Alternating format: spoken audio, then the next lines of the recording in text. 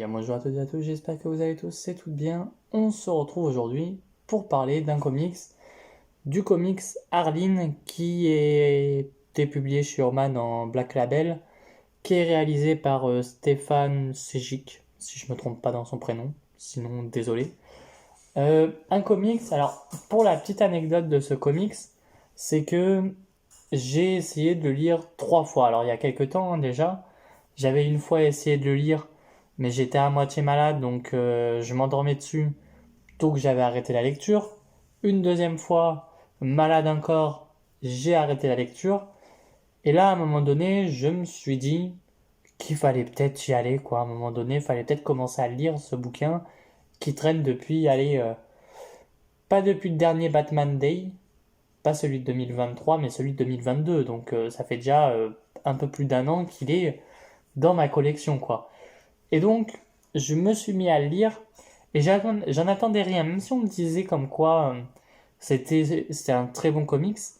Faut savoir que l'univers de Batman, certains personnages m'intéressent pas tant que ça. Là, Harley Quinn m'intéresse pas tant que ça. Si on parle surtout des origines de Harley Quinn. Là, le comics m'intéressait pas tant que ça, parce que j'en avais rien à faire de Harley Quinn. Mais je me suis dit qu'un jour, peut-être que j'irai lire ce comics. Et donc, ce comics, eh ben, de quoi ça parle? Ça parle de l'origin story, modifiée, bien sûr, remodifiée un peu par Stéphane Sejic pour l'occasion, dans un Black Label où, voilà, là, il y a du sang, etc. On a les origines de Harley Quinn, mais aussi, et bon, je me dis que c'est un peu compliqué de pas spoil, donc désolé si ça spoil quelques éléments. Parce que je me dis, en plus, le comics, il est sorti en, si je vous dis pas de bêtises, c'est pas noté, si je me trompe pas, attendez, je crois qu'il est sorti en 2017, si je me trompe pas. Bah, dans tous les cas, vous aurez le quand c'est que c'est sorti, hein, bien entendu. Mais euh, ce comics, voilà, je vais spoiler. Donc, ceux qui n'ont pas vu Arline, mais je vais spoiler sans pour autant essayer d'en trop dire. Mais parce que dans ce comics, il y a aussi, il y a l'origin story de Harley Quinn. Ça, voilà, vous vous dites bien qu'un comics Arline, ça va pas parler je sais pas, d'un Garth, quoi. Non, ça parle de Harley Quinn et puis basta. On a Batman dedans, on a le Joker, heureusement, parce qu'à un moment donné, il aurait fallu le Joker si c'était un titre Arline et qu'il n'y avait pas le Joker. Mais on a aussi le personnage de Harvey Dent qui va avoir aussi pas son origine, mais enfin si entre guillemets, son un peu sa backstory de comment il est devenu double face, totalement mélangée, différente de celle qu'on peut voir dans les comics. Et j'aime beaucoup parce que dans ça, il y a quand même de, des choses assez intéressantes, notamment euh, on te parle, alors je sais plus le nom, mais en même temps, je vais pas trop vous en dire parce que au départ, je me suis même posé la question, mais je pense, en fait, on sait que c'est des, alors ça, je peux vous en parler, c'est des anciens flics, enfin c'est des flics qui voilà, en ont marre des criminels et veulent les tuer, les abattre. Et on a, à un moment donné, ils ont un costume qui fait penser à un personnage de Batman. Et je me demande même si ça n'a pas été fait exprès justement pour te faire un petit clin d'œil à ce méchant de Batman. Je ne vais pas vous dire qui c'est. Et note à moi-même au montage de ne pas mettre la photo de ces criminels. Ou alors si je mets, je vais mettre en noir et blanc pour éviter de vous spoil entre guillemets. Voilà, même s'ils ont rien à voir avec. Je trouve quand même que ça fait un clin d'œil. Peut-être que c'est pas du tout ça et qu'il n'y a rien à voir. Mais je trouve qu'il y a un petit clin d'œil quand même à ce méchant de l'univers de Batman. Toutefois, dans le comics aussi, il y a alors je crois que j'ai pas vraiment dit ma façon de voir le comics. C'est pas que je l'aime pas, bien au contraire, j'aime bien, mais il y a quand même un mais dans ce comics, c'est que je trouve, mais ça c'est moi. Alors oui, certes, c'est les origines de Harley. Il n'y a pas de souci là-dessus. Sauf que j'ai l'impression que dans ce...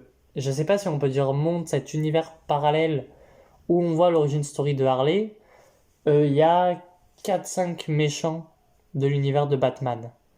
Genre, à un moment donné, t'as quelque chose qui fait que l'asile d'Arkham, t'as tous les criminels en évasion, et t'as 4-5 méchants. Voilà, tout simplement. J'aurais aimé une pleine page, enfin voilà, une double page même, avec peut-être pas tous les méchants, bien entendu, parce qu'on a un Batman.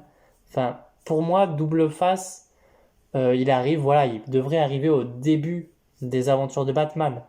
On a un Batman avec un Robin. Alors, je ne crois pas qu'ils disent le nom de ce Robin, mais dans la façon qu'il est, dans la tenue qu'il a, j'ai l'impression que c'est beaucoup plus euh, Dick Grayson. Alors, bien entendu, je peux me tromper, c'est pas du tout Dick Grayson, mais ça me paraîtrait plus logique que ça soit Dick Grayson à ce moment-là.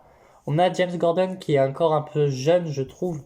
Donc pour moi, tout fait penser à croire, oula, je sais pas si ça se dit, que c'est Dick Grayson qui est sous le masque de Robin à ce moment-là. Il n'y a pas de souci là-dessus, ça me dérange même pas, parce on voit Robin quelques secondes et puis basta. Ensuite, et donc, on sait que du coup, il a battu déjà quelques criminels. Batman, il est déjà vu comme un super-héros, mais je trouve que ça manque de méchants quand même dans ce récit. Parce que on a Pamela Isley. Alors, bien entendu, je vous le dis, hein, il n'y aurait pas eu Pamela Isley. Pour moi, ça aurait été une vraie connerie de ne pas la mettre. Pourquoi?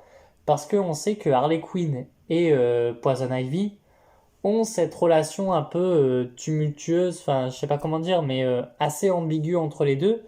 Et notamment dans le comics où c'est bien écrit. Alors, c'est un peu, je trouve aussi mis au forceps, c'est t'as Pamela Isley qui va parler à Harley Quinn, Arline, pardon, Arline Quinzel, et à un moment donné, t'as Arline Quinzel qui va rougir juste, mais en fait, à ce moment-là, il écoute pas non plus, elle écoute pas non plus Pamela Isley parler, et t'as cette petite relation qui fait que, vous voyez, c'est ambigu. Je trouve que ça va pas assez loin. Mais à un moment donné, dans l'évasion, tu comprends que Pamela Isley, voilà, elle est prête à la sauver Arlene Quinzel, quoi, en lui disant tu devrais dégager de là pour être sauvée, quoi. Enfin bref. Euh, alors, le dessin de Stéphane Sejic, j'adore. Je crois qu'il a fait sur Aquaman Rebirth, si je me trompe pas. Bon, bien sûr, au montage, s'il n'a pas fait sur Aquaman Rebirth, je le dirai. Mais sur son Aquaman Rebirth, j'ai beaucoup adoré. Et ce que j'aimerais, ça serait parce que en fait, avec son dessin et tout, mais ça c'est vraiment une note. Enfin, ça se fera peut-être même pas. J'aimerais qu'il travaille, et peut-être que ça s'est déjà fait, qu'il travaille sur le personnage de Flash, parce que là, au vu de la beauté du dessin, je trouve que Stéphane Sejic sur du Flash, sur du Green Arrow, sur du Nightwing, mais ça peut en envoyer énormément, quoi. Bon, après voilà, les dessins sont sublimes. Même si le scénario en reste pas moins assez pas très cool, je trouve. Parce que, alors, c'est bien qu'on ait les origines story de Harleen. Voilà, il n'y a pas de souci. On a au début cette un peu origin story, on apprend comme quoi Harleen Quinzel, c'est un peu la psy ratée, entre guillemets, que pas beaucoup de gens l'aiment. Elle a été pistonnée parce qu'elle a couché avec son professeur. Euh, voilà, plein de trucs un peu voilà, qu'elle a une vie triste. Bon, pas une vie autant idiote que celle que la Harley Quinn du DCU a dans Bird of Prey, hein. Loin de là, hein. Franchement, je préfère largement l'origine de cette Harley Quinn que l'origine, de Harley Quinzel bien entendu, que celle du DCU, hein. Celle du comic, c'est largement mieux faite, je trouve. Mais ça n'empêche pas que je trouve que j'aurais aimé, parce qu'on nous fait comprendre que, voilà, à un moment donné, alors je vais pas en spoil, mais qu'elle commence bon, bah, à tomber amoureuse du Joker, ça on le sait. Alors, ce que j'aime bien aussi avec le dessin de Stéphane Sejic, c'est que il sait sublimer les personnages. Ça, il sait le faire. Et je trouve alors que le Joker, il est hyper bien fait en termes de physique dans ce récit. Et ça m'aurait fait chier, je l'avoue, qu'on parle d'un comics Harleen Quinzel et qu'on nous fasse un Joker tout moche. Parce que, en fait, pour moi, oui, elle tombe amoureuse d'elle, parce que voilà, dans ce qu'on voilà, on nous explique qu'il a des problèmes, etc. Et commence à tomber amoureuse d'elle, mais qu'elle le voie aussi super beau, magnifique, etc. Ça ne me gêne pas, dans le sens où c'est ce que moi je verrais dans un film. Alors, pas un film Harley Quinn, peut-être pas, tu vois, peut-être pas un film Harley Quinn. Et encore, dans un film DCU, pour moi, je pourrais voir un film Harley Quinn. Alors attention, ça serait un film surtout Harleen Quinzel slash Harley Quinn, où on aurait toute la descente aux enfers de Harley Quinn, quoi. De Harleen Quinzel, voilà, de ses débuts jusqu'à devenir. Et ça serait vraiment au dernier acte. Et encore, pour moi, ça serait vraiment, voilà, à la fin du film, où tu vois que Harleen se déguise justement en, en Harley Quinn. Pour moi, ça serait ça un film Harleen Quinzel slash Harley Quinn. Et c'est notamment ce qu'il y a dedans. Alors, t'as quelques moments où, en fait, on te fait comprendre que c'est déjà, là, pour revenir à nos moutons, on te fait comprendre que c'est Harley Quinn, qui va te parler de son histoire. Voilà. Pourquoi? Parce qu'il y a quelque chose qui fait, elle est dans sa tête, et dans sa tête, voilà, c'est l'ancienne Harley Quinn, celle avec le costume d'Arlequin, quoi. Et donc, c'est elle qui va te narrer le récit. Vous savez mon amour pour les personnages qui te narrent un récit du début jusqu'à la fin. Ça ne me gêne pas, dans le sens où c'est Harley Quinn et tu sais comme quoi elle a déjà un problème au casque, quoi. Tu sais comme quoi Harley Quinn, elle est pas seule dans sa tête non plus. Genre, voilà, quoi. À un moment donné, tu sais qu'elle est pas seule, donc ça me dérange pas. Il y a juste à un moment donné, quelque chose qui me dérange, c'est qu'au tout début, on commence le récit par un cauchemar d'Harley Quinn. Notamment parce que, alors c'est les premières pages, hein, donc je vais vous spoil. Alors peut-être pas les dialogues, mais parce que je m'en souviens plus des dialogues tout simplement. Mais dès les premières pages, on te fait comprendre que Harley Quinn a déjà vu le Joker et Batman. Parce qu'elle en rêve déjà en fait. Du coup, tu comprends qu'elle les a déjà vus. Sauf que après, t'as la scène qui se passe bien après, où c'est justement, elle va dire ça vient de mon cauchemar. Et j'ai du mal à comprendre du coup, niveau temporalité, le début où il se trouve. Enfin bref, on a Harley Quinn Harleen, pardon. Alors, je vais dire Harley Quinn peut-être, mais ça sera Harleen. Vous n'en tiendrez pas rigueur, pardon. On a Harley Quinn, je trouve, qui, en tant que psy, tu vois son désespoir de pas réussir parce que t'as beaucoup de gens qui la jugent. Et notamment, c'est un peu, voilà, son métier, c'est de pas juger les autres. Même dans le récit, ça le dit à un moment donné, comme quoi, voilà, leur métier à eux, c'est pas de juger les autres, mais qu'elle se fait constamment juger. Et elle n'est pas jugée d'abord en tant que Harleen ou Harley Quinn, c'est qu'elle est jugée en fonction de ses actes qu'elle a fait. Voilà, quand elle était élève, qu'elle a couché avec un prof. Et tout ça, jusqu'au fait qu'elle aille jusqu'à l'asile d'Arkham, va, entre guillemets, la suivre en fait. Et j'ai bien aimé ce côté où tu sens son désespoir, entre guillemets, et que voilà, que quand elle arrive à l'asile d'Arkham, alors le Joker, il se passe quelque chose qui fait que du coup, à chaque mot de Harleen, il va savoir comment lui parler. Ça, je trouve que c'est assez intéressant parce que j'aurais pas aimé comme quoi dans l'asile d'Arkham, on te fasse que tous les flics, que aucun agent de sécurité, rien ne soit corrompu. On te fait comprendre qu'il y a des corrompus dans l'asile d'Arkham et qu'il y en a à la botte du Joker, qu'il y en a, voilà, on t'en fait voir que un, je crois, voire deux, si je me trompe pas, mais qui sont à la botte du Joker. Et ça me gêne pas qu'il soit à la botte du Joker parce que voilà, le Joker quand même à ce moment-là, tu comprends comme quoi il s'est déjà évadé deux fois, et les deux fois où il s'est évadé, il a fait un massacre dans l'asile, quoi. Donc ça ne me choque pas que le personnage détruise, qu'il tue, quoi, qu'il fasse peur, quoi. Euh, je trouve, alors, que la relation un peu, alors, je l'aime beaucoup, mais cette relation Joker-Harleen, elle arrive bizarrement. Alors, à un moment donné, elle coupe les caméras et du coup, on l'engueule de pas le refaire, mais elle le fait tout le temps. Et j'ai ce côté où du coup ça me gêne dans le sens où pourquoi Hugo Strange ne la vire pas. Alors, parce que Hugo Strange est le directeur de l'asile d'Arkham à ce moment-là. On te fait quelques références aussi à l'épouvantail. Voilà, justement. Et on te fait comprendre que Bruce Wayne, c'est lui qui a engagé, entre guillemets, Arline pour justement qu'elle continue ses recherches parce qu'elle veut trouver une maladie, enfin une pathologie, pardon, à ces criminels de Gotham. Et j'aime bien ce côté où à un moment donné, Arline et Batman vont se parler. Et Harleen Quinzel va lui poser la question, est-ce que vous pensez comme quoi, enfin voilà, ils peuvent être sauvés?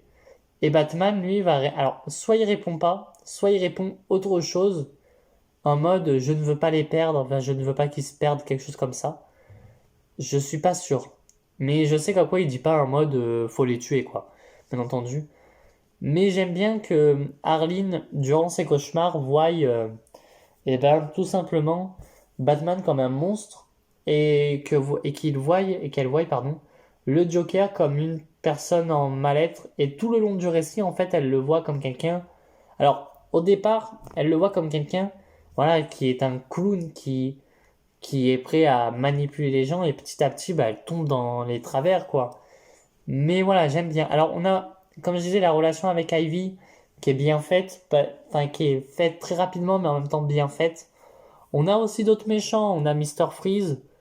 Enfin, je crois pas qu'on le voie être interrogé par Arline, voilà, qui lui parle. Mais à un moment donné, quand t'as l'évasion, tu vois juste ses yeux rouges, avec son casque et tout, mais tu vois que les yeux rouges et la brume. On a Killer Croc, voilà, qui ne sert pas vraiment. Euh, on a un personnage, alors je me demande si c'est pas le ventriloque. J'aurais aimé voir Zaz, pourquoi pas. Parce que voilà, là, t'as ce côté aussi fou, quoi. Enfin, bref. Mais sinon, je trouve qu'on n'a pas tant de méchants que ça. On a aussi, justement, Salvatore Maroni. On a aussi bah, Double Face, comme je disais, qui a un côté... Enfin, son origin story ne me déplaît pas, parce que j'aime bien aussi quand des fois les origin stories sont bien faites. Mais ça ne me gêne pas qu'il y ait des petits changements. Notamment là, Double Face, c'est pas Maroni qui. Enfin, si, c'est Maroni. Enfin, c'est pas Carmine Falk. Enfin, je sais plus qui brûle le visage à Double Face. Faut savoir. Alors, ce qu'il faut savoir, c'est que je n'ai jamais lu un long Halloween. Et à l'heure où je tourne la vidéo, j'ai acheté un long Halloween il y a quelques heures. Enfin, bref, rien à voir. Donc, mais je crois que c'est. Non, je vous dis peut-être une bêtise. Est-ce que ça serait pas le pingouin qui a arrêté qui a aspergé d'un liquide double face. Enfin bref, rien à voir. Mais là, du coup, c'est Salvador Maroni, pardon, qui le fait. Et je trouve que c'est bien fait parce que justement, euh, t'as tout ce côté vengeance qui est bien fait. Et j'aime bien comme quoi, alors, à un moment donné, le sort réservé à double face, je le trouve moins bien fait. Mais bon, bref, passons. Je trouve que, alors, ce qui serait très bien, alors peut-être que ça se fera jamais, mais que Stéphane Ségic aussi fasse un récit sur double face, hein. Parce que, avec son dessin et tout, enfin, à un moment donné, alors, j'ai mis du temps à comprendre que c'était lui qui soyait, enfin, Harvey Dent qui se voit lui-même en tant que, enfin, qu'il a des visions de lui-même, et du coup, bah, pour jouer sur cette double personnalité, j'aime beaucoup, et il faudrait qu'il fasse un Harvey Dent, quoi, un récit Harvey Dent, ça pourrait tellement bien se faire. Enfin voilà, bref. Un récit, bon, franchement, allez-y, hein, achetez-le, voilà. Harvey Dent, il est super dedans. Enfin voilà, on a ce côté où les deux méchants, enfin les deux criminels, enfin les deux méchants, Arline et Harvey Dent, on va voir comment ils vont devenir enfin, des criminels, voilà. Et j'aime beaucoup comment c'est fait. Enfin bref. Euh, c'est- Si je devais donner une petite note à ce comics, alors, bien entendu, c'est que mon avis à moi, c'est pas l'avis, voilà, général. Peut-être que moi j'ai moins bien aimé, mais je sais qu'il y a beaucoup de gens qui ont aimé ce comics. Moi j'ai moins bien aimé. Après, voilà, ça peut se comprendre. Je peux comprendre les gens qui aiment. Il y a des gens qui m'ont pas aimé. Si je devais lui donner une note sur 5, je noterais 3. Parce que j'ai pas passé un mauvais moment non plus. Mais je me dis, alors, bien sûr, voilà, j'ai essayé de le lire 3 fois. Je me suis endormi les 2 premières fois. Euh, c'est peut-être qu'il y avait une raison. Que j'étais malade, bien entendu. Mais peut-être que le récit m'intéressait pas tant que ça, en fait. Donc, je mets la note de 3 sur 5 sur ce récit. Voilà, pour mettre une note, quoi, à un moment donné. Mais c'est pas pour autant que j'ai passé un mauvais moment dessus. Je vous le conseille. Bien entendu, si vous voulez pas le lire, bah, ne le lisez pas. Si, même si mon avis ne vous plaît pas et que vous voulez aller le lire, bah, allez le lire. Et sur ce, moi je vous dis à très bientôt pour de prochaines vidéos. Allez, ciao tout le monde.